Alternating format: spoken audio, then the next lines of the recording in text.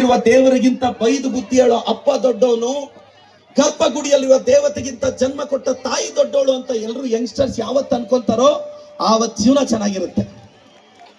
ನಾನು ಯಾಕೆ ಇಷ್ಟು ಮಾತಾಡ್ತೀನಿ ಗೊತ್ತಾ? ನಾನು ಚಿಕ್ಕ ವಯಸ್ಸಲ್ಲಿ ತಂದೆ ತಾಯಿನ ಕಳ್ಕೊಂಡವನು. ಮುತ್ತೈದು ವಿಧವೆ ಬಾಧೆ ಏನು ಅಂತ ಮುತ್ತೈದೆಗೆ ಅರ್ಥ ಆಗಲ್ಲ ಅಕ್ಕ. ಏನೋ ಸಮಾಧಾನ ಮಾಡ್ಬೋದು, ಸುಮ್ಮನೆ ಇರಕ್ಕ ಏನಾಗಲ್ಲ ಅಂತ. ತಂದೆ ತಾಯಿ ವ್ಯಾಲ್ಯೂ ಏನು ಅಂತ ಕಳ್ಕೊಂಡಂತ ನಮ್ಮಂತವ್ರಿಗೆ ಗೊತ್ತಾಗುತ್ತೆ. ನಾನು ಹೇಳೋದಿಷ್ಟೇ, ಫ್ಯಾಮಿಲಿ ಅಂದ್ರೆ FAMILY, father and mother I love you ಅಂತ ತಂದೆ ತಾಯಿನ ನಾವು ಪ್ರೀತಿಸ್ಬೇಕು. ಸಾಧ್ಯ ಆದ್ರೆ ಈಗೋ ಇಲ್ಲದೆ ನೋಡಿ, ಒಂದು 18-20 ವರ್ಷಕ್ಕೆ ಬಂದಿರೋ ಮಕ್ಕಳು ತಂದೆಗೆ ಹೋಗಿ ಪ್ರತಿಷ್ಠೆ ಅಡ್ಡ ಬಂದ್ಬಿಡುತ್ತೆ. ಹ್ಯಾಪಿ ಬರ್ಡೇ ಡ್ಯಾಡಿ ಅಂತ ಹೇಳಕ್ ಮುಜುಗರ ಆಗುತ್ತೆ. ಸಂಪ್ರದಾಯನೋ ಇಲ್ಲ ಅಡ್ವಾನ್ಸ್ಮೆಂಟೋ ಗೊತ್ತಿಲ್ಲ, ಎಷ್ಟೋ ಮನೆಗಳಲ್ಲಿ ವಿಶ್ ಮಾಡಕ್ಕೆ ಹಿಂಜರಿತಾರೆ. ಯಾಕೆಂದ್ರೆ ಬೆಳೀತಾ ಬೆಳೀತಾ ಗರ್ಲ್ ಫ್ರೆಂಡ್ಗೋ ಬಾಯ್ ಫ್ರೆಂಡ್ಗೋ 12 ಗಂಟೆವರೆಗೂ ಎದ್ದಿದ್ದು ಫಸ್ಟ್ ವಿಶ್ ನಂದೇ. ಏನ್ ಮಾಡೋದು? ದಯವಿಟ್ಟು ನಾನೆಲ್ಲ ಯುವಕ ಯುವತಿಯರಿಗೆ ಹೇಳ್ತಾ ಇದ್ದೀನಿ, ಇನ್ನ ಬಹಳಷ್ಟು ಜನ ಅಕ್ಕ ನಿಮ್ ಮಕ್ಕಳು ಎಲ್ಲ ಚೆನ್ನಾಗಿ ಓದ್ತಿರ್ತಾರೆ ಅನ್ಕೋಬೇಡಿ. ಒಂದ್ಸಲ SLC ಎಕ್ಸಾಮ್ ಈಗ ಹತ್ರ ಬರ್ತಿದೆ. ಇವನು ಈ ಅಕ್ಕಿ ಡಬ್ಬದಲ್ಲಿ ರಾಗಿ ಡಬ್ಬದಲ್ಲಿ ದುಡ್ಡು ಎತ್ತಿಟ್ರೆ ಇವನು ಎತ್ಕೊಂಡೋಗಿ ಖರ್ಚು ಮಾಡ್ಬಿಡ್ತಿದ್ನಂತೆ. ಆ ಕಾರಣಕ್ಕೆ ಅವ್ರ ತಾಯಿ ಒಂದು ಐಡಿಯಾ ಮಾಡಿದ್ರು. 4-5 ತಿಂಗಳಾಯ್ತು, SLC ಎಕ್ಸಾಮ್ ಮುಗಿದೋಯ್ತು. ಒಂದಿನ ಅವ್ರ ಅಮ್ಮನ್ ಕೇಳಿದ, ಅಮ್ಮ ಲಾಸ್ಟ್ 4 ತಿಂಗಳಿಂದ ಜನವರಿ ಫೆಬ್ರವರಿ ಮಾರ್ಚ್ ಏಪ್ರಿಲ್ ಎಲ್ಲ ಹುಡುಕ್ತಾ ಇದ್ದೀನಿ, ಮನೆಯಲ್ಲಿ ₹1 ಸಿಕ್ತಿಲ್ಲ, ಮನೆಯೆಲ್ಲ ಹುಡುಕ್ಬಿಟ್ಟಿದ್ದೀನಿ, ನೀನ್ ಎಲ್ಲಿ ಇಡ್ತಿದ್ದೆ ಅಮ್ಮ ಅಂದ್ರೆ, ನಿನ್ ಟೆಕ್ಸ್ಟ್ ಬುಕ್ಸ್ ಅಲ್ಲಿ ಬಚ್ಚಿಡ್ತಿದ್ನೋ ಅದೊಂದೇ ನೀನ್ ಸರಿಯಾಗಿ ನೋಡದೆ ಇರೋದು ಮನೆಯಲ್ಲಿ ಅಂತ. ದಯವಿಟ್ಟು ಟೆಕ್ಸ್ಟ್ ಬುಕ್ ಅಲ್ಲಿ ನೀವು ದುಡ್ಡಿಟ್ಟು ನೋಡಿ, ಅದು ಮ್ಯಾಥಮೆಟಿಕ್ಸ್ ಫಿಸಿಕ್ಸ್ ಬುಕ್ ಅಲ್ಲೋ ಇಡಿ, ನಿಮ್ ಹುಡುಗ ವರ್ಷ ಪೂರ್ತಿ ಸೇಫ್. ನವಿಲ್ಗೆರೆ ಬೇರೆ ಇಟ್ಟು ಇಡೀ ಪರವಾಗಿಲ್ಲ ಒಂದು. ನಾನು ಎಲ್ರಿಗೂ ರಿಕ್ವೆಸ್ಟ್ ಮಾಡೋದಿಷ್ಟೇ, ನಿಮ್ ಜೀವನ ಚೆನ್ನಾಗಿರ್ಬೇಕು ಸರ್. ಮಂಡ್ಯದ ಜನದ ಆಶೀರ್ವಾದ ನಮ್ಮೆಲ್ಲರ ಮೇಲೆ ಇದೆ, ನಮ್ಮ ರವಿ ಅಣ್ಣ ಮೇಲೆ ಇರಬೇಕು. ಅವ್ರನ್ನ ತಾವು ಮತ್ತೊಮ್ಮೆ ಆಶೀರ್ವದಿಸ್ಬೇಕು. ನಾನೆಲ್ಲರಿಗೂ, ಪೋಷಕರಿಗೂ, ಮಂಡ್ಯದ ಜನತೆಗೆ, ಎಲ್ಲ ಯುವಕರಿಗೆ, youths R not useless but they are used less ಅಂತ. ನಾವ್ ಯಾರು ಯೂಸ್ಲೆಸ್ ಅಲ್ಲ. ಒಂದು ಮಿಡಲ್ ಕ್ಲಾಸ್ ಹುಡುಗರು, ಮಿಡಲ್ ಕ್ಲಾಸ್ ಹುಡುಗಿರು ಧೈರ್ಯವಾಗಿರಿ. ಮತ್ತೆ ಬಹಳಷ್ಟು ಜನ ಯುವತಿಯರು ಸೋಷಿಯಲ್ ಮೀಡಿಯಾದಲ್ಲಿ ಯಾವುದೋ ಒಂದು ಕೆಟ್ಟ ಪೋಸ್ಟ್ ಬಂತು, ಕೆಟ್ಟ ಕಾಮೆಂಟ್ ಬಂತು ಅಂತ ಕೆಲವರು ಹುಡುಗಿರು ಸೂಸೈಡ್ ಮಾಡ್ಕೊಂತಾರೆ, ಕೆಲವರು ಹುಡುಗಿರು ಡಿಸ್ಟರ್ಬ್ ಆಗ್ತಾರೆ. ತಾಯಿ ಒಂದ್ ನೆನ್ಪಿಟ್ಕೊಂಡು, ನಿನಗೆ ಕ್ಯಾರೆಕ್ಟರ್ ಸರ್ಟಿಫಿಕೇಟ್ ಕೊಡಬೇಕಾಗಿರೋದು 4 ಗೋಡೆಗಳ ಮಧ್ಯೆ ನಿನ್ನ ಕಟ್ಕೊಳ್ಳೋ ನಿನ್ ಗಂಡ ಹತ್ರ ಕೇಳು ಆ ಕ್ಯಾರೆಕ್ಟರ್ ಸರ್ಟಿಫಿಕೇಟ್ ನ. ಕಿತ್ತೋಗಿರೋರ ಹತ್ರ ಎಲ್ಲ ಎಕ್ಸ್ಪೆಕ್ಟ್ ಮಾಡೋದು ತಪ್ಪಲ್ವಮ್ಮ. ಕ್ಯಾರೆಕ್ಟರ್ ಅನ್ನೋದು ನಿನ್ನ ಪರ್ಸನಲ್ ಅಸೆಟ್ ತಾಯಿ. Don't make it a public. ಯಾವನೇ ಅವನ ಹತ್ರ senior, junior, classmate, friend, street ಅಲ್ಲಿ ಹೋದವನು, ಮತ್ತೆ ತಂದೆ ತಾಯಿನೂ ಅಷ್ಟೇ ಸರ್. ಎಲ್ಲದಕ್ಕೂ ಕಂಪ್ಯಾರಿಸನ್. ನೋಡು, ಅವ್ರ ಕಡೆ ನೋಡು, ಇವ್ರ ಕಡೆ ನೋಡು, ಅವನ ಕಡೆ ನೋಡು. ಸರ್ ಒಂದೇ ನನ್ ಕ್ವಶನ್, ಪಕ್ಕದ ಮನೆಯವನ್ನೋ ಬೀದಿಯಲ್ಲಿರೋನೋ ನೆಂಟ್ರನ್ನೋ ಕೇಳಿ ಮಗ ಮಗಳನ್ನ ಭೂಮಿಗೆ ತಂದಿದ್ರಾ? ಇಲ್ಲ ತಾನೆ. ಈಗ ಯಾವಾಗ ಸರ್ ಬೆಳೆಸೋವಾಗ ಪ್ರತಿಯೊಬ್ಬರಿಗೂ ಕಂಪೇರ್ ಮಾಡಿ ಇಡ್ತೀರಾ? ಪ್ರತಿಯೊಂದಕ್ಕೂ. ಮತ್ತೆ ನೋಡೋ 98% ನೀನು ಇದೆಯಾ ಸರ್? ಹುಲಿ ಹೊಟ್ಟೆ ಅಲ್ಲಿ ಹುಲಿನೇ ಅಲ್ವಾ ಸರ್ ಹುಟ್ಟೋದು? ನಿಮ್ಮ ಹೊಟ್ಟೆಯಿಂದ ಬಂದವನಲ್ಲ ಸರ್. ನೀವು ಬೈದ್ರೆ ಹೆಂಗೆ? ಅದನ್ನ ಮರ್ತೋಗ್ಬಾರ್ದಲ್ಲ. ನೀವ್ ಹೇಳ್ತೀರಾ ಹುಲಿ ಹೊಟ್ಟೆಯಿಂದ ಹುಲಿನೇ ಬರೋದು ಅಂತ. ಒಂದ್ಸಲ ತಂದೆ ಮಗ ಕಾರಲ್ಲಿ ಹೋಗ್ತಾ ಇದ್ರಂತೆ. ಕಾರ್ 70 ಹೋಗ್ತಿದೆ, ಮಾರುತಿ.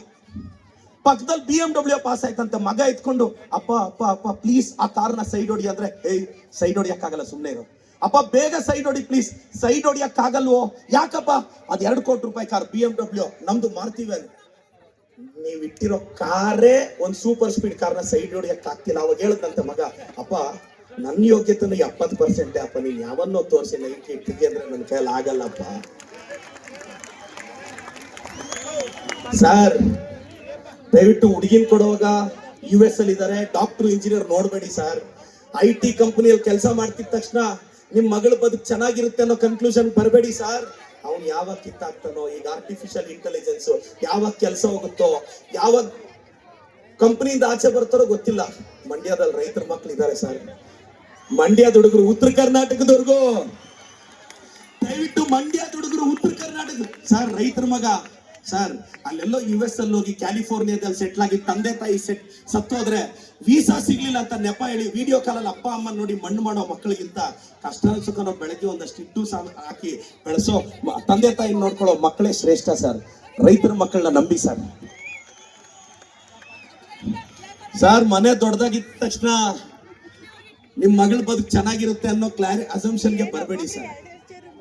ಬಡವ್ರ ಮಕ್ಕಳು ಎಲ್ಲ ಇರ್ತಾರೆ. ಬಟ್ ಇನ್ನೊಂದು ನಾನು ಎಲ್ರಿಗೂ ಹೇಳಕ್ ಇಷ್ಟಪಡ್ತೀನಿ ನೋಡಿ, ಜೀವನದಲ್ಲಿ ಒಂದು ತಲೆಯಲ್ಲಿ ಇಟ್ಕೊಳ್ಳಿ, ಈ ಸಮಾಜ ನಮ್ಮನ್ನ ತುಂಬಾ ಮಿಸ್ಗೈಡ್ ಮಾಡುತ್ತೆ. ಯಾಕೆ ಅಂತ ಹೇಳ್ತೀನಿ. ಪ್ರತಿಯೊಬ್ರು ಏನ್ ಹೇಳ್ತಾರೆ, ದುಡ್ಡು ಮುಖ್ಯ ಅಲ್ಲ ಅಂತಾರೆ. ನಾವೆಲ್ಲರೂ ಒದ್ದಾಡ್ತಿರೋದು ಅದಕ್ಕೆ ಅಲ್ವಾ ಸರ್? ಅದಕ್ಕೆ ಅಲ್ವಾ ಈ ಸತ್ಯನ ಹೇಳ್ಕೊಡಲ್ಲ. ಯಾಕಂದ್ರೆ ಎಲ್ರು ದುಡ್ಡು ಮಾಡ್ಬಿಟ್ರೆ, ಎಲ್ರು ಬೆಳೆದ್ ಬಿಟ್ರೆ, ಎಲ್ರು ಹೆಸರು ಮಾಡ್ಬಿಟ್ರೆ, ಈ ಸಮಾಜ ಕೆಲವು ಅಸಂಪ್ಷನ್ಸ್ ಇಟ್ಟಿದೆ ನಮ್ಮನ್ನ. ದಯವಿಟ್ಟು ಅದರಿಂದ ಆಚೆ ಬನ್ನಿ, ಹೆಸರು ಮಾಡಬೇಕು, ಬೆಳಿಬೇಕು. ಇನ್ನು ಕೆಲವರು ಹೇಳ್ತಾರೆ ನಾವು ಚೆನ್ನಾಗಿ ಕಷ್ಟಪಟ್ಟು ಬೆಳೆದು ಎಲೆ ಮರೆಕಾಯಿ ತರ ಇರ್ಬೇಕು ಅಂತ. ನಾನು ಹೇಳ್ತೀನಿ, ನೀನ್ ಗೆದ್ದ ಮೇಲೆ ಎಲೆ ಮರೆಕಾಯಿ ತರ ಇರಂಗಿದ್ರೆ ಯಾಕೆ ಕಷ್ಟಪಟ್ಟೆ ಅನ್ನೋದು ನನ್ನ ಕ್ವಶನ್. ಇರೋಗು ಇವಾಗ್ಲೇ ಆರಾಮಾಗಿ ಎಲೆ ಮರೆಕಾಯಿ ತರ. ನೀನ್ ಗೆಲ್ಲಬೇಕು, ಹೇಳ್ಬೇಕು, ನಾನ್ ನಿಂತೀನಿ ಅಂತ ನಿನ್ ಬಗ್ಗೆ ಹೇಳಕ್ ನಿನಗೆ ಮುಜುಗರ ಆದ್ರೆ ಬೇರೆಯವ್ರಿಗೆ ಏನ್ ಕೆಲಸ ನಿಮ್ ಬಗ್ಗೆ ಹೇಳಕ್ಕೆ? ದಯವಿಟ್ಟು ನಿಮ್ ಬಗ್ಗೆ ಹೇಳಿ ಸರ್. ಜೀವನದಲ್ಲಾಗ್ಲಿ ವಾಟ್ಸಪ್ ಅಲ್ಲಾಗ್ಲಿ ಜನ ಸ್ಟೇಟಸ್ ನೋಡೋದು, ಇನ್ನೇನು ನೋಡಲ್ಲ. ಜೀವನದಲ್ಲಾಗ್ಲಿ ವಾಟ್ಸಪ್ ಅಲ್ಲಾಗ್ಲಿ ಸ್ಟೇಟಸ್ ನೋಡೋದು. ಇದನ್ನ ತಲೆಯಲ್ಲಿ ಇಟ್ಕೊಳ್ಳಿ. ನಮ್ಮೆಲ್ಲ ಯಂಗ್ಸ್ಟರ್ಸ್ ಒಂದ್ 2 ವರ್ಷ 3 ವರ್ಷ 4 ವರ್ಷ ಏನ್ ಮನೆಗಳಲ್ಲಿ ಜೆಂಟಲ್ಮ್ಯಾನ್ಗಳ ತರನೇ ಕಾಣಿಸ್ತಿರ್ತೀರಾ. ಮನ್ಸಲ್ಲಿ ಯಾವ್ದೋ ಹುಡುಗಿನ ಹಾಕೊಂಡು ಅವಳಿಲ್ಲ ಆದ್ರೆ ಸತ್ತೋಗ್ಬೇಕು ಅನ್ನೋ ರೇಂಜಿಗೆ ಬಂದಿರ್ತೀರಾ. ಇನ್ನು ಹುಡುಗಿರು ಅಷ್ಟೇ, ಹುಡುಗರು ಅಷ್ಟೇ, ಅತಿ ತರ ಮಾಡಿರ್ತಾರೆ. ಏನ್ ಹುಡುಗ ಹುಡುಗಿನ ಪ್ರೀತಿಸಿದ ತಕ್ಷಣ ಹುಡುಗಿ ಅವ್ರ ಅಪ್ಪ ಅಮ್ಮನ ಇವನ್ ಅತ್ತೆ ಮಾವ ಅನ್ನೋದೇನು, ಹುಡುಗನವ್ರ ಅಪ್ಪ ಅಮ್ಮನ ಅವ್ರಿಬ್ರಿಗೂ ಗೊತ್ತಿಲ್ಲದೆ ಇರೋರಿದ್ರೆ ರಿಯಲ್ ಅತ್ತೆ ಮಾವ ಇನ್ನೆಲ್ಲೋ ಇರ್ತಾರೆ. ಒಂದ್ 6-7 ವರ್ಷ ಆದ್ಮೇಲೆ ಅಪ್ಪ ಅಮ್ಮ ಹುಡುಕ್ತಾರೆ ಅಂತ. ಇಂಡಿಯಾದಲ್ಲಿ ಲವ್ ಮ್ಯಾರೇಜ್ ಅಷ್ಟು ಈಸಿ ಅಲ್ಲ. ಹುಡುಗ ಹುಡುಗಿನ ಇಷ್ಟ ಪಡ್ಬೇಕು, ಹುಡುಗಿ ಹುಡುಗನ ಇಷ್ಟ ಪಡ್ಬೇಕು. ಅದಾದ್ಮೇಲೆ ಹುಡುಗ ಅವ್ರ ಅಪ್ಪ ಅಮ್ಮ ಹುಡುಗಿನ ಇಷ್ಟ ಪಡ್ಬೇಕು, ಹುಡುಗಿ ಅವ್ರ ಅಪ್ಪ ಅಮ್ಮ ಹುಡುಗನ ಇಷ್ಟ ಪಡ್ಬೇಕು, ಹುಡುಗನವ್ರ ನೆಂಟರು ಹುಡುಗಿರ ಫ್ಯಾಮಿಲಿನ ಇಷ್ಟ ಪಡ್ಬೇಕು, ಹುಡುಗಿಯವ್ರ ನೆಂಟರು ಹುಡುಗನ ಫ್ಯಾಮಿಲಿನ ಇಷ್ಟ ಪಡ್ಬೇಕು. ಇಷ್ಟೆಲ್ಲ ಇಷ್ಟ ಪಡೋರ್ಗು ಇವ್ರಿಬ್ರು ಇಷ್ಟ ಪಡ್ತಿರ್ತಾರ ಇಲ್ವಾ ಅನ್ನೋದೇ ಡೌಟ್. ಅದೇ ಪ್ರಾಬ್ಲಮ್. ದಾಂಪತ್ಯದಲ್ಲಿ ಬಹಳಷ್ಟು ಜನ, ನಾನು ಮದುವೆ ಆಗೋದಕ್ಕಿಂತ ಮುಂಚೆ ದಾಂಪತ್ಯದ ಬಗ್ಗೆ ಮಾತಾಡ್ತಿದ್ದೆ. ಅವರೆಲ್ಲ ಹೇಳ್ತಿದ್ರು, ಮಗನೇ ಮದುವೆ ಆಗಿ ಫಿಲಾಸಫಿ ಮಾತಾಡೋದು ಗೊತ್ತಾಗುತ್ತೆ ಅಂತ. ಮದುವೆ ಆಗಿರೋ ಸತ್ರ ತುಂಬಾ ಚೆನ್ನಾಗಿರುತ್ತೆ ಸರ್. ಬೆಳಗ್ಗೆ 5 ಗಂಟೆಗೆ ಹೆಂಡತಿ ಎದ್ದು ಕೌಸಲ್ಯ, ಸುಪ್ರಜಾ, ರಾಮಪೂರ್ವ, ಸಂಧ್ಯಾ ಪ್ರವರ್ತಿತ ಕ್ಯಾಸೆಟ್ ಹಾಕಿ, ಮನೆ ಮುಂದೆ ರಂಗೋಲಿ ಹಾಕಿ, ಗಂಡನ್ಗೆ ಬೆಡ್ ಕಾಫಿ ಕೊಟ್ಟು, ಸ್ನಾನಕ್ಕೆ ಟವಲ್ ಕೊಟ್ಟು, ತಿಂಡಿ ಹಾಕೊಟ್ಟು, ಬಾಕ್ಸ್ ಹಾಕೊಟ್ಟು, ರೀ ಬೇಗ ಮನೆಗೆ ಬಂದ್ರಿ ಅಂತ ಕರೀತಾರೆ. ಇನ್ನ ಈ ಹುಡುಗನು ಅಷ್ಟೇ, ಅತಿ ಚಿನ್ನ, ರನ್ನ, ಬಂಗಾರು, ಟೈಟ್ಲ್ಗಳ ಅವಶ್ಯಕತೆ ಇಲ್ಲದೆ ಇದ್ರು ಟೈಟ್ಲ್ಗಳು ಹಾಕಿ ಬಳಸ್ತಾ ಇರ್ತಾನೆ. ಒಂದು 6 ತಿಂಗಳಾದ್ಮೇಲೆ ಕೌಸಲ್ಯ, ಸುಪ್ರಜಾ, ರಾಮಪೂರ್ವ, ಸಂಧ್ಯಾ ಪ್ರವರ್ತಿತ ಕ್ಯಾಸೆಟ್ ಕಳೆದೋಗುತ್ತೆ. ಮನೆ ಮುಂದೆ ರಂಗೋಲಿ ಪೇಂಟಿಂಗ್ ಅಲ್ಲಿ ಬಿದ್ದೋಗುತ್ತೆ. ಬೆಡ್ ಕಾಫಿ ಕೊಡ್ತೀನಿ ಇರ್ರಿ, ಸ್ನಾನಕ್ಕೆ ಟವಲ್ ಎತ್ಕೊಂಡು ಹೋಗಕ್ಕಾಗಲ್ವಾ?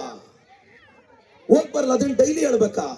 ಮದುವೆ ಆಗಿರೋ ಹೊಸತ್ರಲ್ಲಿ ಸಂಜೆ 5 ಗಂಟೆ ಆದ್ರೆ ಸಾಕು ಮನೆಗೆ ಹೋಗೋಣ ಅಂತ ವೆಯ್ಟ್ ಮಾಡ್ತಿದ್ದ ಗಂಡ ಬರ್ತಾ ರಾತ್ರಿ 10 ಗಂಟೆ ಆದ್ರೂ ಬರಲ್ಲ. ಆಗ ಹೆಂಡತಿ ಹೋಗಿ ಅತ್ತೆ ಹತ್ರ, ಅತ್ತೆ ನಿಮ್ ಮಗ ಬಂದಿಲ್ಲ ಫೋನ್ ಮಾಡಿ ಅಂದ್ರೆ, ನೀವು ಕರೆ ಮಾಡಿರುವ ಚಂದಾದಾರರು ವ್ಯಾಪ್ತಿ ಪ್ರದೇಶದಿಂದ ದೂರ ಉಳಿದಿದ್ದಾರೆ ಅಂತ ಬರುತ್ತೆ. ಅಣ್ಣ ರಾತ್ರಿ 10:30ಗೋ 11 ಗಂಟೆಗೋ ಮನೆಗೆ ಹೋದ್ರೆ ಬಾಗಿಲು ತೆಗಿಯುವಾಗ ಅಮ್ಮ ಹತ್ರ ಬಂದು ಬಾಗಿಲು ತೆಗಿತಾರ. ಅದನ್ನೆಲ್ಲ ಪ್ರೀತಿ ಅನ್ಕೋಬಿಡಿ, ಡೌಟ್ ಅಣ್ಣ ಅದು. ನೀವು 10:30, 11 ಗಂಟೆಗೆ 12 ಗಂಟೆಗೆ ಮನೆಗೆ ಹೋದ್ರೆ ಅಮ್ಮ ಹತ್ರಕ್ಕೆ ಬಂದು ಡೋರ್ ತೆಗಿತಾಳೆ. ಬಹಳಷ್ಟು ಜನಕ್ಕೆ ನೀವ್ ಅನ್ಕೊಂಡು ನಮ್ಮಮ್ಮಗೆ ಏನ್ ಪ್ರೀತಿನೋ ಅಂತ.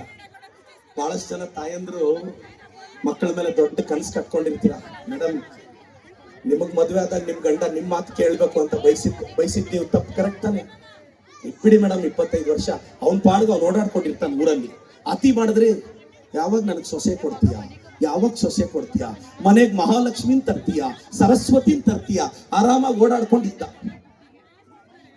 ನೀವೇ ಅವನಿಗೆ ಮದ್ವೆ ಮಾಡಿದ್ರಿ. ಈಗ ಮದ್ವೆ ಮಾಡಿದ್ಮೇಲೆ ಹೆಂಡತಿ ಮಾತು ಕೇಳ್ತಾನೆ ಅಂತ. ಮೇಡಮ್ ಪಕ್ಕದ ಮನೆಯವ್ರ ಮಾತು ಕೇಳಿದ್ರೆ ಸುಮ್ಮನೆ ಇರ್ತೀರಾ? ಅತ್ತೆ ಸೊಸೆ ಒಂದಾಗ್ತಾರೆ. ಮತ್ತೆ ಯಾಕೆ ಇದು ಹೇಳ್ತಾ ಇದ್ದೀನಿ ಅಂದ್ರೆ, ನಾನು ಎಲ್ರಿಗೂ ರಿಕ್ವೆಸ್ಟ್ ಮಾಡೋದು, ದಯವಿಟ್ಟು ನಿಮ್ಮ ಮಕ್ಕಳನ್ನ ಜವಾಬ್ದಾರಿಯಿಂದ ಬೆಳೆಸಿ. ಮಕ್ಕಳಿಗೋಸ್ಕರ ಆಸ್ತಿ ಅಲ್ಲ, ಮಕ್ಕಳನ್ನೇ ಆಸ್ತಿಯನ್ನಾಗಿ ಮಾಡಿ. ಸೋತೋದ್ರೆ ಪರವಾಗಿಲ್ಲ, ಮನೆಗೆ ಬಂದಾಗ ನೋಡಿ, ಬಹಳಷ್ಟು ಜನ ತಾಯಂದ್ರಿಗೆ ಗೊತ್ತಿರೋ ವಿಚಾರ ನೀವು ಗಮನಿಸಿ ನೋಡಿ. ನೀನ್ ಗೆದ್ದು ಮನೆಗೆ ಬರ್ತೀಯೋ, ಸೋತ್ ಮನೆಗೆ ಬರ್ತೀಯೋ, ನಿಮ್ಮ ಅಮ್ಮಗ್ ಗೊತ್ತಿರೋ ಒಂದೇ ಆನ್ಸರ್, ಫಸ್ಟ್ ಊಟ ಮಾಡೋಕ್ ಮಗ ಅಂತಾರೆ. ನಿಮ್ಮ ಅಮ್ಮಗ್ ಗೊತ್ತಿರೋ ಒಂದೇ ಆನ್ಸರ್, ಸಾಧ್ಯ ಆದ್ರೆ ತಾಯಿನ ಕಡಿಮೆ ಹರ್ಟ್ ಮಾಡೋಣ, ತಂದೆನ ಕಡಿಮೆ ಹರ್ಟ್ ಮಾಡೋಣ. ತಂದೆ ತಾಯಿ ನಾವು ಹರ್ಟ್ ಮಾಡ್ತೀವಿ ಸರ್, ಮಾಡದೆ ಇರಕ್ಕಾಗಲ್ಲ. ಸಾಧ್ಯ ಆದ್ರೆ ಕಡಿಮೆ ಹರ್ಟ್ ಮಾಡಿ. ನಾನು ಹೇಳೋದು ಇಷ್ಟೇ ತಾಯಿ, ಎಲ್ಲ ಹೆಣ್ಮಕ್ಳಿಗೆ ಹೇಳೋದು ಇಷ್ಟೇ. ಅವ್ರು ನೋಡಿ ಸ್ಕೂಲ್ಗೆ ಹೋದ್ರಿ, ಅವ್ರು ಕಳ್ಸಿದ್ ಕಾಲೇಜ್ಗೆ ಹೋದ್ರಿ, ಅವ್ರು ಕೊಡ್ಸಿದ್ ಬಟ್ಟೆ ಹಾಕೊಂಡ್ರಿ, ಅವ್ರು ಹೇಳಿದ ಮಾತೆಲ್ಲ ಕೇಳಿದ್ರಿ. ಸಾಧ್ಯ ಆದ್ರೆ ಚೌಲ್ಟ್ರಿ ಬುಕ್ ಮಾಡೋ ಆಪ್ಷನ್ ಅವ್ರು ಕೊಟ್ಟು ಬಿಡಿ ಅಂತ. ಅದೊಂದೇ ನಿಮ್ ಮೇಲೆ ಅವ್ರು ಇಟ್ಕೊಂಡಿರೋ ಎಕ್ಸ್ಪೆಕ್ಟೇಷನ್. ಚೌಲ್ಟ್ರಿನೂ ಅವರೇ ಬುಕ್ ಮಾಡಕ್ ಬಿಟ್ಬಿಡಿ. ನಿಮ್ ತಂದೆ ತಾಯಿಗೆ ನೋಡಿ, ಕೇಳಿ ನೋಡಿ, ಈಗ ಒಂದು 20-22ರಲ್ಲಿರೋ ಹೆಣ್ಮಕ್ಳು ಅಪ್ಪ ಅಮ್ಮನ್ ಕೇಳಿ ನೋಡಿ, ನಿನ್ ಮದ್ವೆ ಗ್ರ್ಯಾಂಡ್ ಆಗಿ ಮಾಡ್ಬೇಕು, ನೆಂಟ್ರ ಮನೆಗಳಿಗೆಲ್ಲ ಹೋಗ್ಬೇಕು, ಇನ್ವಿಟೇಷನ್ ಕೊಡಿಬೇಕು, ಬರ್ಬೇಕು, ಗ್ರ್ಯಾಂಡ್ ಆಗಿ ಮದುವೆ ಮಾಡ್ಬೇಕು. ಇನ್ನೇನು ಇಲ್ಲ ತಂದೆ ತಾಯಿಗೆ ಆಸೆ. ಎಲ್ರಿಗೂ ಧೈರ್ಯವಾಗಿರಿ ಸರ್, ನಥಿಂಗ್ ಇಸ್ ಹ್ಯಾಪನ್, ತಲೆ ಕೆಡಿಸ್ಕೋಬೇಡಿ. ಇನ್ನು ನಮ್ಮ ರೈತರಿಗೊಂದು ರಿಕ್ವೆಸ್ಟ್ ಮಾಡ್ತೀನಿ ಅಣ್ಣ, ಒಂದು 5 ಲಕ್ಷನೋ 10 ಲಕ್ಷನೋ 20 ಲಕ್ಷನೋ ಬೆಳೆ ಮೇಲೆ ಸಾಲ ತೆಗೆದಿರ್ತೀವಿ. ಒಂದೊಂದ್ಸಲ ಬ್ಯಾಂಕ್ಗೆ ಕಟ್ಟಕ್ಕಾಗಲ್ಲ, ಸತ್ತೋಗ್ಬೇಕು ಅನ್ಸುತ್ತೆ ಸರ್. ಭಯ ಬೀಳ್ಬೇಕಾಗಿರೋದು ಸಾಲ ಕೊಟ್ಟಿರೋ ಬ್ಯಾಂಕ್ ಮ್ಯಾನೇಜರ್, ನೀವಲ್ಲ. ಧೈರ್ಯವಾಗಿರಿ ಸರ್. ಸರ್ ನೀವ್ಯಾಕೆ ಸರ್ ಸತ್ತೋಗ್ತೀರಾ ಸರ್? ಮ್ಯಾನೇಜರ್ ಸೂಸೈಡ್ ಮಾಡ್ಕೋಬೇಕು ಸರ್, ಅಯ್ಯೋ ವಾಪಸ್ ಕೊಡ್ತಾನೆ ಇಲ್ವೋ ಅಂತ. ಆರಾಮಾಗಿರಿ ಸರ್. ಮನೆ ಹತ್ರ ಬಂದು ಗಲಾಟೆ ಮಾಡ್ತಾನೆ, ಏನ್ ಮಾಡ್ತಾರೆ ಸರ್? ಸಾಲ ವಾಪಸ್ ಕೊಡು ಅಂತ ಕೊಡಲ್ವ ಬಂದು. ಸ್ವಲ್ಪ ನೀವು ಸತ್ತೋಗ್ಬೇಡಿ ಸರ್. ಸರ್ ನೀವೇನೋ 10 ಲಕ್ಷ 20 ಲಕ್ಷ ಸಾಲ ಇದೆ ಅಂತ ನೀವು ಹೆಚ್ಚು ಕಡಿಮೆ ಮಾಡ್ಕೊಂಡ್ರೆ, ವಯಸ್ಸಿಗೆ ಬಂದಿರೋ ಮಗಳಿಗೆ ಮದುವೆ ಮಾಡೋರು ಯಾರು ಸರ್? ವಯಸ್ಸಿಗೆ ಬಂದಿರೋ ಮಗನ್ಗೆ ದಾರಿ ತೋರಿಸೋರು ಯಾರು ಸರ್? ನೀವು ಗಟ್ಟಿಯಾಗಿರ್ಬೇಕು ಸರ್. ಏನಾಗುತ್ತೆ ಸರ್? ಮನೆ ಹತ್ರ ಬಂದು ಬೈತಾರ, ಬೈಲಿ. ಅಯ್ಯೋ ಬೀದಿಯಲ್ಲಿ ಮಾನ ಮರ್ಯಾದೆ ಆಯ್ತು, ಫೀಲ್ ಎಲ್ಲ ಆಗ್ಬೇಡಿ ಸರ್. ನಾವ್ ಹೆಂಗೆಲ್ಲ ಬೈಸ್ಕೊಂತೀವಿ ನೋಡಿ, ಮಾನ ಮರ್ಯಾದೆ ಇದೆ ನೋಡಿ ಸರ್. ನಮ್ಮನ್ನ ಹೆಂಗ್ ಬೈತಾರೆ ಸರ್? ನಾನ್ ಬೈಸ್ಕೊಂಡಿರೋದ್ರಲ್ಲಿ ನೀವು 2 ಸಲ ಬೈಸ್ಕೊಂಡ್ರು 2 ದಿನ ಊಟ ಬಿಡ್ತೀರಾ? ಕೆಟ್ಟದಾಗ ಬೈತಾರೆ, ಕೆಟ್ಟದಾಗಿ ಪೇಡ್ ಕಾಮೆಂಟ್ಸ್ ಹಾಕ್ತಾರೆ. ನನ್ ತಲೆ ಕೆಡಿಸ್ಕೊಳಲ್ಲ. ಯಾಕೆ ಅಂದ್ರೆ ನನಗೆ ಗೊತ್ತಿದೆ ನನ್ನ ನಿಯಮ ಯಾವನು ಕಟ್ಟಲ್ಲ ಗುರು, ನಾನೇ ಕಟ್ಕೋಬೇಕು ಅಂತ. ಯಾರಾದ್ರೂ ಹೊಗಳತವನು ಒಂದು EMI ಕಾಸು ಹಾಕ್ತಾನ? ಹಾಕಂಗಿದ್ರೆ ಹೇಳಿ. ನನ್ನನ್ನು ಕೆಲವ್ರು ಕೇಳ್ತಾರೆ, ಪ್ರದೀಪ್ ಈಶ್ವರ್ ನಿಂದು ಮಾತು ಜಾಸ್ತಿ, ನೀನ್ ಬಾಯಿ ಮುಚ್ಕೊಂಡಿರು ಅಂತ ಕೆಲವರು ನಮ್ಮೂರಲ್ಲಿ ನನ್ನ ಫ್ರೆಂಡ್ಸ್ ಹೇಳ್ತಾರೆ. ನಾನು ಹೇಳಿದ್ರೆ, ನೀನು ಕಡಿಮೆ ಮಾತಾಡಿ, ಏನಾದ್ರು ಕಡಿದು ಕಟ್ಟೆ ಹಾಕಿದ್ರೆ ಮಗನೇ ಹೇಳು, ನಾನು ಸೈಲೆಂಟ್ ಆಗಿರ್ತೀನಿ. ನಾನು ಜಾಸ್ತಿ ಮಾತಾಡಿ ಪರಿಶ್ರಮ ನೀಟ್ ಅಕಾಡೆಮಿ ಕಟ್ಟಿದ್ದೀನಿ, ಚಿಕ್ಕಬಳ್ಳಾಪುರಕ್ಕೆ MLA ಆಗಿದ್ದೀನಿ. ನಾನು ಹೇಳೋದಿಷ್ಟೇ, ಅವ್ರು ಯಾರೋ ಹಂಗಿರಂಗೆ ಹಂಗಿದ್ದಂಗೆ ಹಿಂಗಿರ್ಬೇಕು ಅಂತ ಎಲ್ಲ ಯೋಚನೆ ಮಾಡ್ಬೇಡಿ. ನಿಮ್ಗೆ ಹೆಂಗ್ ಅನ್ಸುತ್ತೋ ಹಂಗಿರಿ, ಆರಾಮಾಗಿರಿ, ತಲೆಗೆಡ್ಸ್ಕೊಬೇಡಿ, ಜಾಸ್ತಿ ಟೆನ್ಷನ್ಸ್ ಎಲ್ಲ ತಗೋಬೇಡಿ, ಕೂಲ್ ಆಗಿರಿ ಸರ್. ದೊಡ್ಡ ಅವಮಾನ ಆದ್ರೆ ಏನ್ ಮಾಡ್ಬೇಕು ಸರ್? ಬೈದಿರೋನು ಸತ್ತೋಗ್ತಾನೆ, ಭಯ ಬೀಳ್ಬೇಡಿ. ಬೈಸ್ಕೊಂಡವನು ಹೋಗ್ತಾನ, ಬೈದಿರೋನು ಹೋಗ್ತಾನ. ಒಂದ್ 40-50 ವರ್ಷ ಕಾಯ್ಬೇಕಷ್ಟೆ. ಏನಿದೆ ಸರ್, 60-70 ವರ್ಷ ಆದ್ಮೇಲೆ ದೇವಸ್ಥಾನಗಳಿಗೆ, ಡಯಾಗ್ನೋಸ್ಟಿಕ್ ಸೆಂಟರ್ಗಳಿಗೆ ಓಡಾಡೋದು ಬಿಟ್ರೆ ಇನ್ನೇನಿರುತ್ತೆ? ಏನೂ ಇರಲ್ಲ. ನಾನೆಲ್ಲ ಯಂಗ್ಸ್ಟರ್ಸ್ ಒಂದ್ ಹೇಳೋದು, ಹುಡುಗರು ದಯವಿಟ್ಟು, ನಾನು ಯಾಕೆಂದ್ರೆ ಪೋಷಕರಿಗೆ, ನಿಮ್ಮ ಮಕ್ಕಳಿಗೆ ನೀವ್ ಹೇಳಕ್ ಆಗಲ್ಲ ಸರ್. ನಾನೇನಾದ್ರು ತುಂಬಾ ಫಿಲಾಸಫಿಕಲ್ ಹೇಳಿದ್ರೆ ಅವ್ರು ಕೇಳಲ್ಲ ಸರ್. ಅವ್ರ ದಾರಿಯಲ್ಲಿ ಹೋಗಿ ಹೇಳ್ಬೇಕು ಅವ್ರಿಗೆ. ನಾನು ತುಂಬಾ ಫಿಲಾಸಫಿಕಲ್ ಹೆಂಗ್ ಓದಬೇಕು, ಏಕಾಗ್ರತೆ ಇರಬೇಕು ಅಂದ್ರೆ ಅವನು ಕೇಳಲ್ಲ, ಯಾರು ಗುರು ಇವನು ಅಂತಾರೆ. ಅವ್ರ ದಾರಿಯಲ್ಲಿ ಹೋಗಿ ಸ್ವಲ್ಪ ಮಟ್ಟಿಗೆ ಸರ್. ಇಲ್ಲಿ ಯಾರಿಗೋಸ್ಕರ ಯಾರು ಬದಲಾಗಲ್ಲ. ನಾನು ಹೇಳೋದಿಷ್ಟೇ, ತಲೆಗೆಡ್ಸ್ಕೊಬೇಡಿ. ಕೆಲವು ಹುಡುಗರು ಅವಾಗ ನೋಡ್ತಾ ಇರ್ತೀನಿ, ಯಾವ್ದೋ ಲವ್ ಫೇಲ್ಯೂರ್ ಅಂತ ಸತ್ತೋಗ್ಬಿಡ್ತಾರೆ. ಏನು ಡೈಲಾಗ್, ಪ್ರೀತಿಯಲ್ಲಿ ಇದ್ದಾಗ 7 ಜನ್ಮಕ್ಕೂ ನೀನೇ ಬೇಕು. ಮದುವೆ ಆದ್ಮೇಲೆ 6 ತಿಂಗಳಾದ್ಮೇಲೆ ಈ ಡೈಲಾಗ್ ಹೇಳ ನೋಡೋಣ. ಮದುವೆಗಿಂತ ಮುಂಚೆ ಪ್ರೀತಿಲಿ ಇದ್ದಾಗ 7 ಜನ್ಮಕ್ಕೂ ಯಾವ್ದೋ ಹೊಸ ಸಾಂಗ್ ಬರುತ್ತೆ, ಕೇಳೋದು, ಇನ್ಸ್ಪೈರ್ ಆಗೋದು. ಮದುವೆ ಆದ್ಮೇಲೆ 6 ತಿಂಗಳಾದ್ಮೇಲೆ ಈ ಡೈಲಾಗ್ ವ್ಯಾಲಿಡಿಟಿನೇ ಇರಲ್ಲ. ಮದುವೆ ಆಗಿರೋ ಅಂಕಲ್ಸ್ಗೆಲ್ಲ ಗೊತ್ತಿದೆ. ಮದುವೆ ಆದ್ಮೇಲೆ ಅಲ್ವಾ ಸರ್? ತುಂಬಾ ಚೆನ್ನಾಗಿ ಬೆಳೆದಂತ ಹುಡುಗನ್ಗೆ ಟಿವಿ ನೋಡುವಾಗ ಕರೆಂಟ್ ಹೋದ್ರೆ ಅದೇ ದೊಡ್ಡ ಕಷ್ಟ, ರಿಮೋಟ್ ಎತ್ತಿ ಬಿಸಾಕ್ತಾನೆ. ತುಂಬಾ ಚೆನ್ನಾಗಿ ಬೆಳೆದಂತ ಹುಡುಗಿಗೆ ಮುಖದ ಮೇಲೆ ಮೊಡವೆ ಬಂದ್ರೆ ಅದೇ ದೊಡ್ಡ ಕಷ್ಟ, ಹೋಗ್ ಮಮ್ಮಿ ನಾನು ಕಾಲೇಜ್ಗೆ ಹೋಗಲ್ಲ ಅಂತಾಳೆ. 90% ಬರೋ ಮಗ 60% ಬಂದ್ರೆ ಅವ್ರ ಅಪ್ಪನಿಗೆ ಅದೇ ದೊಡ್ಡ ಕಷ್ಟ. ಇನ್ ಟೈಮ್ಗೆ ಬಾಯ್ ಫ್ರೆಂಡ್ ಮೆಸೇಜ್ ಬರಲ್ಲ ಅಂದ್ರೆ ಬೆಳೆದ್ ನಿಂತಿರೋ ಹುಡುಗಿಗೆ ಅದೇ ದೊಡ್ಡ ಕಷ್ಟ. ಇಷ್ಟಪಟ್ಟು ಹುಡುಗಿ ಮತ್ತೊಬ್ಬನ ಜೊತೆ ಸಲಿಗೆಯಿಂದ ಮಾತಾಡಿದ್ರೆ ಬೆಳೆದ್ ನಿಂತಿರೋ ಹುಡುಗನಿಗೆ ಅದೇ ದೊಡ್ಡ ಕಷ್ಟ. ಕಷ್ಟ ಅಂದ್ರೆ ಯಾವ್ದು ಗೊತ್ತಾಗೋದು? ತುಂಬಾ ಚೆನ್ನಾಗಿ ಬೆಳೆದಂತ ಹುಡುಗನಿಗೆ ಟಿವಿ ನೋಡುವಾಗ ಕರೆಂಟ್ ಹೋಯ್ತು ಅಂತ ರಿಮೋಟ್ ಎತ್ತಿ ಬಿಸಾಕ್ತಾನೆ ನೋಡಿ. ಅವ್ನು ಒಂದ್ಸಲ ಕರೆಂಟ್ ಕಂಬ ಹತ್ತಿ ಶಾಕ್ ತಿಂದು ಸತ್ತೋಗಿರೋ ಲೈನ್ ಮ್ಯಾನ್ ಮಗನ ಕಷ್ಟ ತೋರಿಸು, ಮಗನೇ ಅವಂದಲ್ಲೇ ಕಷ್ಟ ನಿಂದಲ್ಲ ಅಂತ. ಮುಖದ ಮೇಲೆ ಮೊಡವೆ ಬಂತು ಅಂತ ಬೇಜಾರ್ ಬೀಳೋ ಹುಡುಗಿಗೆ ಹಳ್ಳಿಗಳ ಕಡೆ ಹೆರಿಗೆ ಟೈಮಲ್ಲಿ ಸರ್ಕಾರಿ ಆಸ್ಪತ್ರೆ ಜನರಲ್ ವಾರ್ಡ್ ಅಲ್ಲಿ ಬಡ ಕುಟುಂಬದ ಹೆಣ್ಣು ಮಕ್ಕಳು ಅನುಭವಿಸೋ ಹೆರಿಗೆ ನೋವು ತೋರಿಸಿ, ಅದಮ್ಮ ಕಷ್ಟ ನಿಂದಲ್ಲ ಅಂತ. 90% ಬರೋ ಮಗ 60% ಬಂದಂತ ಬೇಜಾರ್ ಬೀಳೋ ತಂದೆಗೆ ಮಾನಸಿಕ ಅಸ್ವಸ್ಥ ಹುಡುಗನ ತಂದೆಯ ಸಹನೆ ತೋರಿಸಿ. ಇನ್ ಟೈಮ್ಗೆ ಬಾಯ್ ಫ್ರೆಂಡ್ ಮೆಸೇಜ್ ಬರಲಿಲ್ಲ ಅಂತ ಬೇಜಾರ್ ಬೀಳೋ ಹುಡುಗಿಗೆ ತಂದೆ ತಾಯಿನ ಕಳ್ಕೊಂಡು ತಂಗಳನ್ನ ತಿಂದು ಔಟ್ಡೇಟೆಡ್ ಬುಕ್ಸ್ ಓದಿ ಅಪ್ಡೇಟ್ ಆಗಿ ರ್ಯಾಂಕ್ ಬರೋ ಸ್ಲಮ್ ಹುಡುಗಿಯರ ಕತೆ ತೋರಿಸಿ. ಇಷ್ಟಪಟ್ಟು ಹುಡುಗಿ ಮತ್ತೊಬ್ಬನ ಜೊತೆ ಸಲಿಗೆಯಿಂದ ಮಾತಾಡಿದ್ರು ಅಂತ ಬೇಜಾರ್ ಬೀಳೋ ಹುಡುಗರಿಗೆ ತಂದೆ ತಾಯಿನ ಕಳ್ಕೊಂಡು ಬ್ಯಾಕ್ ಗ್ರೌಂಡ್ ಇಲ್ಲದೆ ವಿಧಾನಸೌಧದಲ್ಲಿ ಒಂದು ಚೇರ್ಗೆ ಖರ್ಚೀಪ್ ಆಗಿರೋ ನನ್ನಂತವನ್ನು ತೋರಿಸಿ.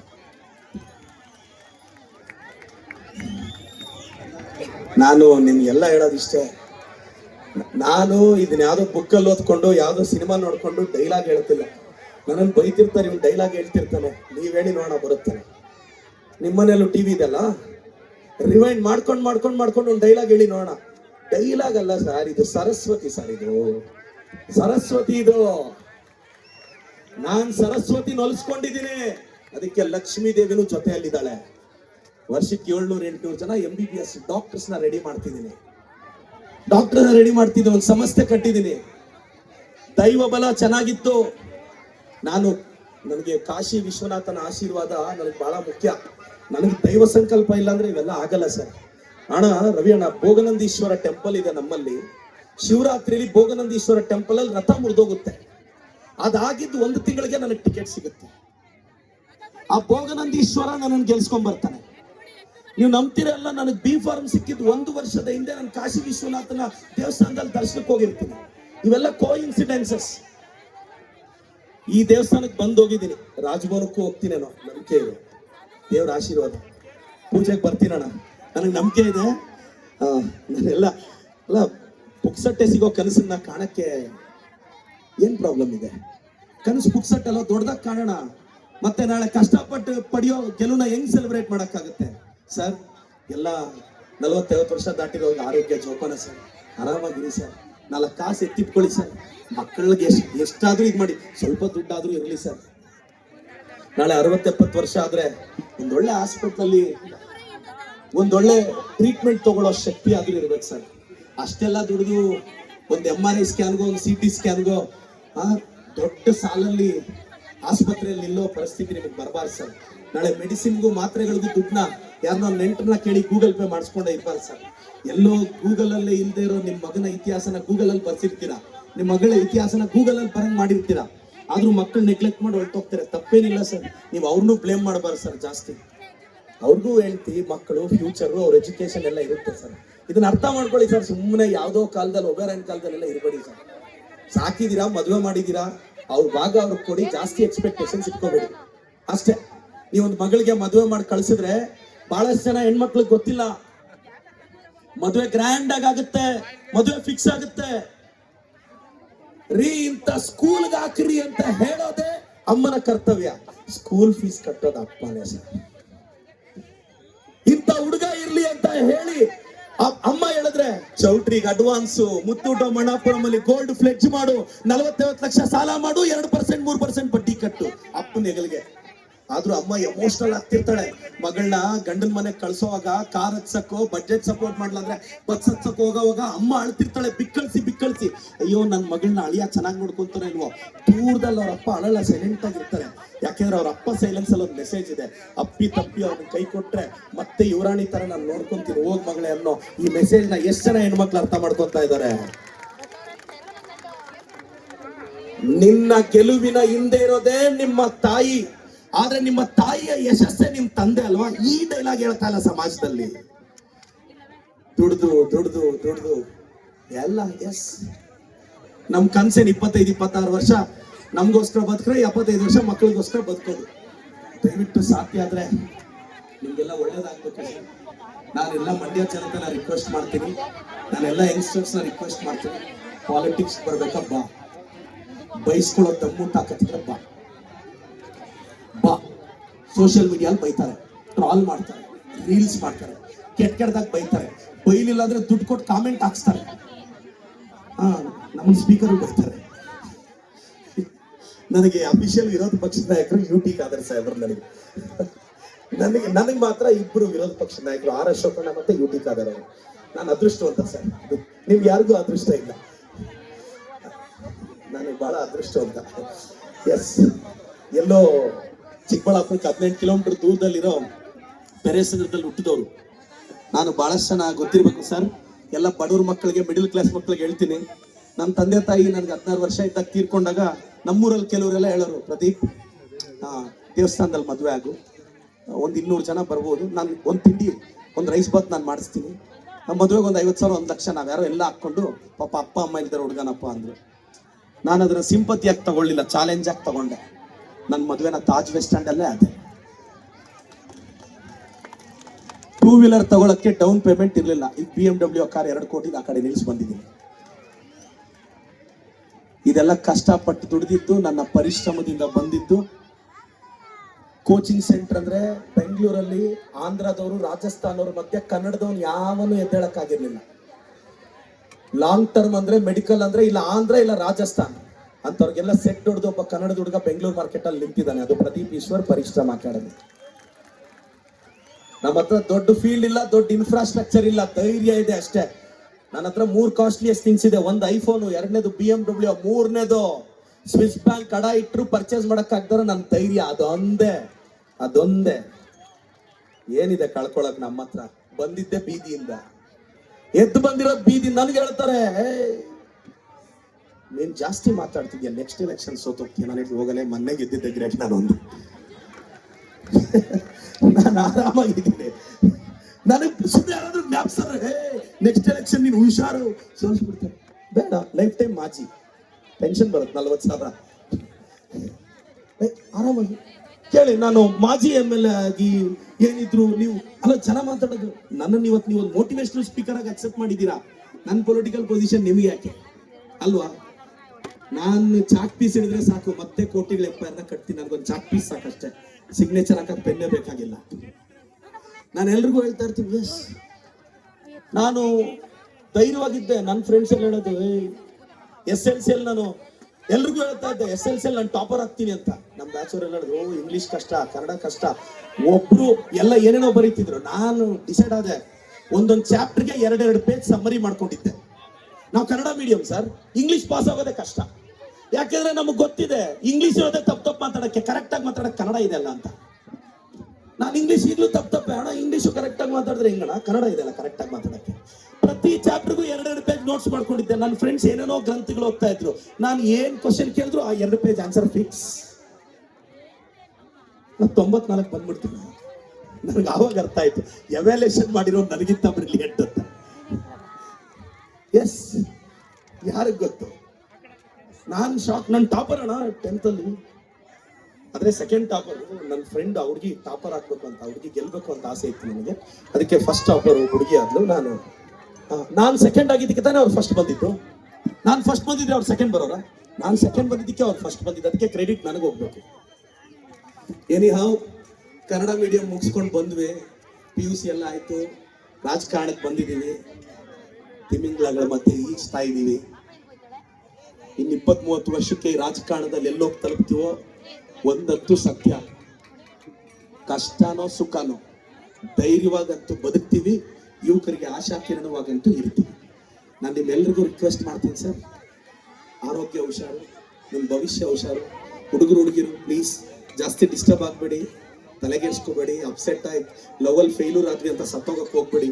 1-2 ದಿನ ನೆಮ್ಮದಿಯಾಗಿರಿ, ಸ್ನಾನ ಮಾಡಿ, ತಲೆ ಬಾಚ್ಕೊಳ್ಳಿ, ಮಂಡ್ಯ ಎಲ್ಲ ರೌಂಡ್ ಹಾಕಿ. ಅಷ್ಟು ದೊಡ್ಡೂರಲ್ಲಿ ಇನ್ನೊಂದು ಹುಡುಗಿ ಸಿಗಲ್ವಾ ಏನು? Thank you so much sir. Ravi ಅಣ್ಣ, ಆಲ್ ದಿ ಬೆಸ್ಟ್. ನೀನು ನೆಕ್ಸ್ಟ್ ಟೈಮ್ ಗೆಲ್ಬೇಕು ರವಿ ಅಣ್ಣ. Thank you.